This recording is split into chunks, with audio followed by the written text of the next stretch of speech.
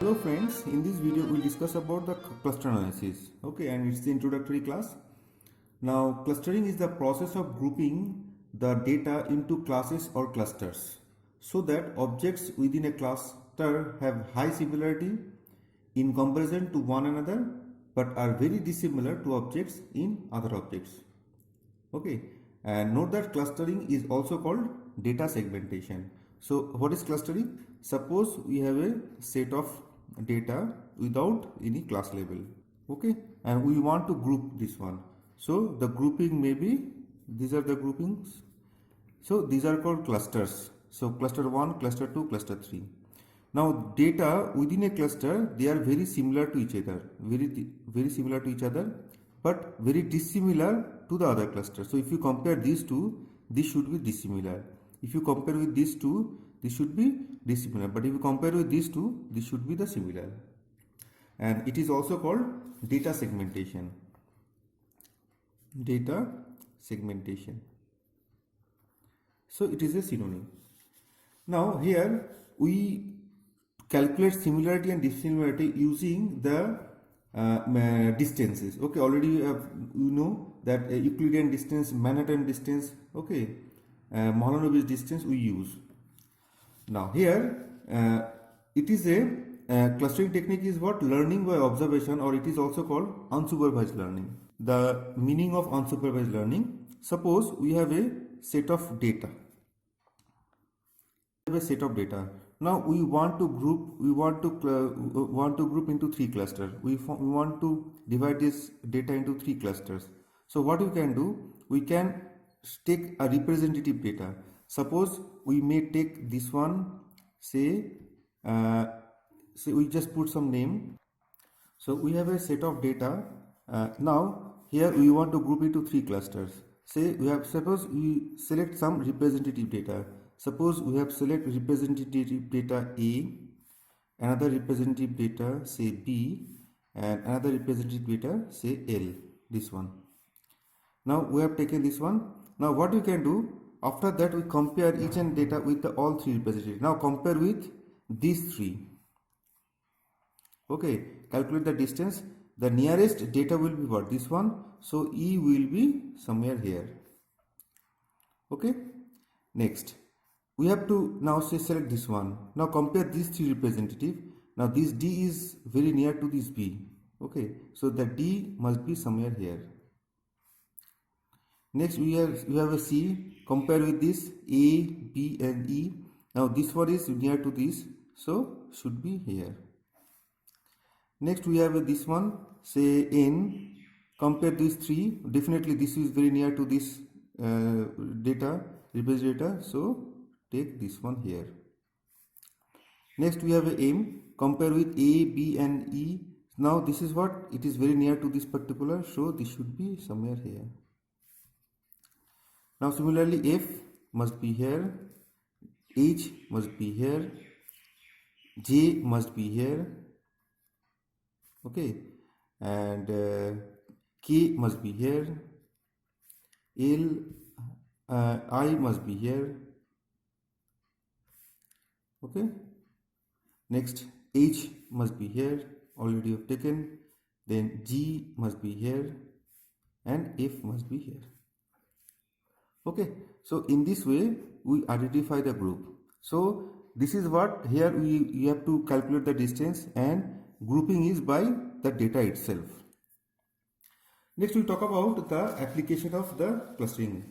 Now cluster analysis can be used as a standalone tool to gain insight into the distribution of the data and to observe the characteristics of each cluster and to focus on a particular set of clusters for further analysis. So our aim is to know the distribution of the data. Now it may be possible that say three clusters are there, and we can see here cluster C is much more denser than the other two clusters, or the shape of the cluster say E is rectangle, or shape of the cluster E is crescent type.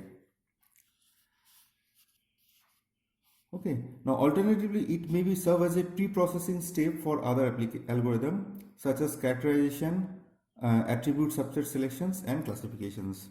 So we may use, say, we may use as a pre-processing as a for other algorithm. Say it is a cluster and that output must feed into the other algorithm. Say it may be attribute subset selection already have discussed, then characterization already we have discussed in the previous video, classification we will discuss.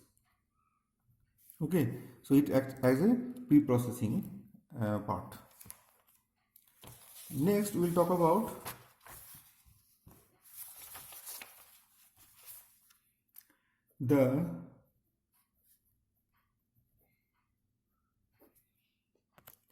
Next, we'll discuss about the typical requirements of clustering in data mining. Okay. Now the requirements are, first of all, say if it is high dimensionality.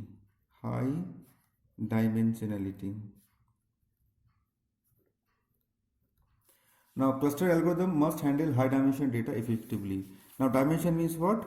Number of features present in this particular data set.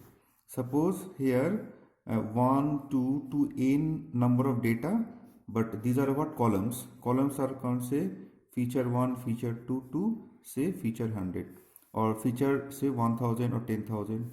So algorithm must handle high dimension data effectively. Next is what? Shape. The clustering algorithm must handle any shape of the data. Now it may be possible the shape of the data. Now it may be possible the shape of the data may be anything. So this is what globular shape. It may be looks like that, or it may be like that. Okay, the clustering algorithm must handle such type of shape. Next, the noisy data.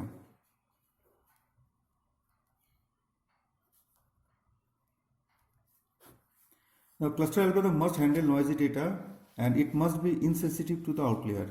So already you know what is noise data. Suppose here it is a data which is far away from the rest of the data.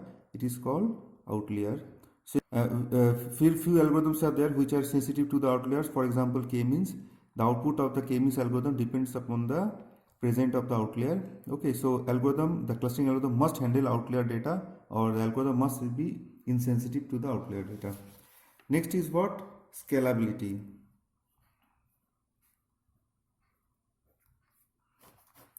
Now scalability is what? The algorithm must be high scalable. Clustering algorithm must be high scalable. High scalable means what? It must be near linear to the data. So if data increases, or complexity will be linearly increases. Okay, so here it should not be square, or it should not be cube. Okay, so it should be near linear. It should not be square, or it should not be cube. Of attribute, it must handle different types of attribute.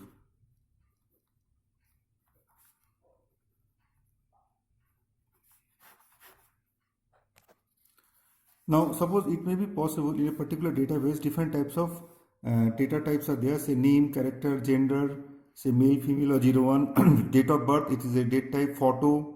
Okay, so it is a pixel, and signature, here also it is a pixel, because we have to store the scanned copy of the signature. The question is, clustering algorithm must handle different types of data to group the data. Next, dynamic data. So if the data is dynamic, clustering algorithm must also generate the output for the dynamic data. So dynamic data it is also called the continuous data. So continuously the data is coming, say data from the satellite, or customer data, or e-commerce data. Next, minimum requirement for domain knowledge and determine input parameters. A clustering algorithm must have require minimum number of input parameters. Suppose a particular clustering, there are two parts, data part and the parameters part. Parameter part means it may be some threshold value, it may be the number of cluster you want, it may be the minimum distance you want, okay, minimum points, minimum data you want in each cluster. These are called the parameters. So input of the cluster may be the data as well as the parameters, and then we can get the output. So that parameter, number of parameters should be minimum, or there must be guidance criteria to get the output. Okay, so interpretability and usability, the output of the cluster should be interpretable and it should be simple. It is now sparseness. Now most of the database, they are sparse. Means what? Here most of the values are 0 or most of the values are 1. In such case, that means what? Asymmetric attributes are there. In asymmetric attribute, the attribute importance are not same. Okay, so the cluster algorithm must handle some sparseness of the data. Next, we'll talk about cluster characteristics or types of cluster. So we have seen that we'll see different types of clusters are there. So first one, it may be well separated cluster.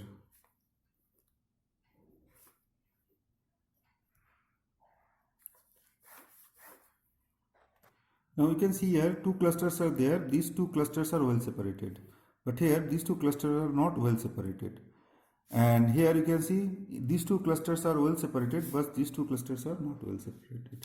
So algorithm must handle well separated as well as not well, or if the data are very near to each other, then we must apply the different algorithm to get the data or to get the result, if they are well separated or if they are not well separated. Okay, next is what? Density based cluster. You can see here the density of the data looks like that.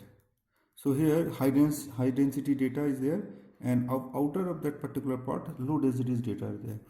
The question is identify the low density and high density. Now you can see both the data clusters are overlapping to each other. So high density data with the low density data, and here the density of the data maybe looks like that. So it may be the high density that and there must be one small clusters which are very low density of the data. Now here we should apply different types of clustering algorithm to identify such type of clusters. Next is what? Prototype based cluster. So in prototype based cluster, a cluster is a set of objects in which each object is closer or more similar to the prototype that defines the cluster than to the prototype of any other cluster. So you can see here, this is C1 is the center of this particular group, and C2 is the center of these two particular group. These two are called the prototypes, and with the help of these prototypes we can identify the set of clusters. So this is called prototype based clusters. Next is graph based cluster. Now you can see here, these are the users and these are the links or friends. So the user 1, user 2, user 3, user 4. A cluster can be defined as a connected components. Okay, that is a group of objects that are connected to one another but that have no connection or few connections to objects outside the group. So it may be possible that this is one group and this is another group. Here the data are connected to each other and it forms a graph. Okay, so it is also called graph based clustering algorithm. Different shape and size. Different shape. Now different shape clusters we can see here. So different shape means what? Shape is not global here. Okay, it is look like that, or it may be like that.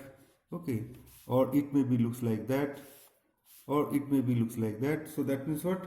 It is not regular. Okay, the shape, if the shape is like that, say this is the group, okay, and another group is like that. Okay, so this is not a regular shape, or maybe group looks like that. This one is another group. Okay, this is another group. Okay, so different shape and size. Size means what? Say 6 number is size. Size means what? One cluster is very small, but another cluster is very large. So with different size, or one cluster is very small. Okay, look that, but another cluster, another group is very large. So these are another characteristics of the clusters. One more concept is there, that is called subspace cluster. That is, sometimes the clusters determined using one set of dimension may be quite different from the cluster determined by using another set of clusters. So for example, suppose a data set A, B, C, D, 4 attributes are there. Now if you use the attribute A and B, the cluster maybe looks like that. Okay, but if you use C and D, cluster maybe looks like that. Okay, so the selection of the attribute is also very important. So here we may use feature selections, or we may consult a domain expert to select the feature, because the clusters, okay, shape of the cluster, it is depends upon the features we have selected. So if you select A and B, the cluster formation will look like that. If you select C and D, then the cluster maybe looks like that. So it is also called subspace clustering. Discuss about general characteristics of the clustering algorithm. Now first is what? Order dependence. So order dependence. So for some algorithm, the quality and the number of clusters produced can vary depending on the order in which the data is proceeded. So the order, if the order of the data is different, the output of the cluster may be different. So the few algorithms, for example, self-organizing map, which is order dependent algorithm. So if the order is dependent, we can get a different output. Next is what? Non-determinism. So there are two types of algorithm, deterministic and non-deterministic. So what is deterministic? So for the same set of input, always we can get the same set of output, then it is called deterministic. But if in non-deterministic, for the same set of input, if we get different types of different output, then it is called non-deterministic. So sometimes, for example, k-means, k-mode, these are the algorithms, they produce different result for each run, since they rely on the initial step that require a random choice. So for example, k-means algorithm, in k-means algorithm, for every run it gives the different result, because here randomness is there. Randomly we select the initial cluster center. So here for the same set of input, output varies. If it is the case, then it is called non-determinism. So few clustering algorithms are there which are non-deterministic. Next, scalability, already we have discussed that.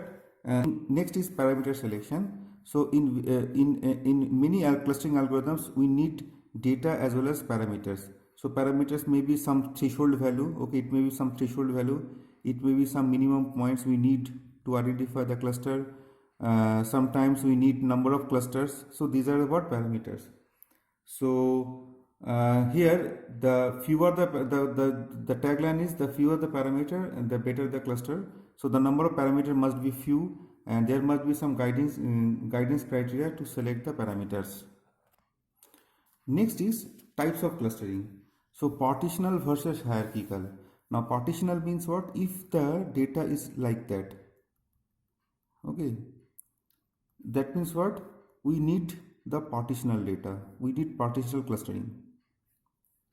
But if the cluster formation is like that, that means if it creates the dendrogram, okay, then it is called hierarchical. So A, B, C, D, E. So A, B, A and B form a group, then with C another form a group, then D and E form a group. Similarly, it may be F is there, so with the F create another group. So this is what? Overlapping clusters is there, overlapping. So we can create overlapping cluster, we can represent overlapping cluster with the help of dendrogram. This is called dendrogram, okay. And so data may be partitional or it may be the hierarchical. Next is what? Exclusive, overlapping and fuzzy. Now in exclusive, each and every data assigned to a single cluster. Suppose here in this particular, say C1, C2 and C3, so the data belongs to C1 only, not C2 and C3. Okay. Similarly, it is called exclusive. Now overlapping means what? Suppose the data may be like that. If the data looks like that, if it is like that, that means what? Two clusters are there. Now this is the data, say x1 belongs to A as well as B. Okay, So this is what overlapping cluster. Similarly, there is a called fuzzy cluster. So in fuzzy cluster, every data belongs to every cluster with a membership weight that is between 0 to 1. And in practice, a fuzzy clustering is often converted to an exclusive clustering by assigning each object to the cluster in which its membership weight or probability is highest. Now, this is what exclusive cluster. So here, if you assign some probability, means A is in cluster 1, say if it is a probability is 0.98, okay, here plus A is cluster 2, it may be 0.01, okay, and here C1 data A in cluster 3, it may be 0.1. So for the cluster, for the data A, we have a membership function 0.98 for C1, 0.01 for C2 and 0.01 for C3. Similarly, for another data, say B, so for B, it may be possible that 0.02 for C1, okay, 0.97, membership function is 0.97 for C2 and membership function 0.01 for C3. So each and every data there is a membership functions, but we can assign C1, A to C1 because here the membership function is maximum.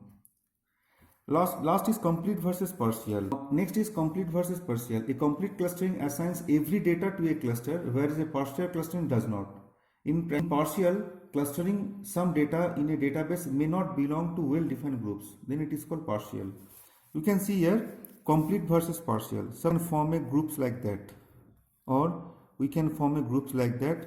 So this is what complete, because each and every data assigned to any cluster. But here you can see here, so it may be the outlier, it is not accommodated to any of the cluster. So then it is called partial clustering. It doesn't have any cluster, it doesn't have any group. Okay, so that is the end of this particular introductory clustering algorithm. Next we will discuss each and every clustering algorithm in detail. Thank you very much.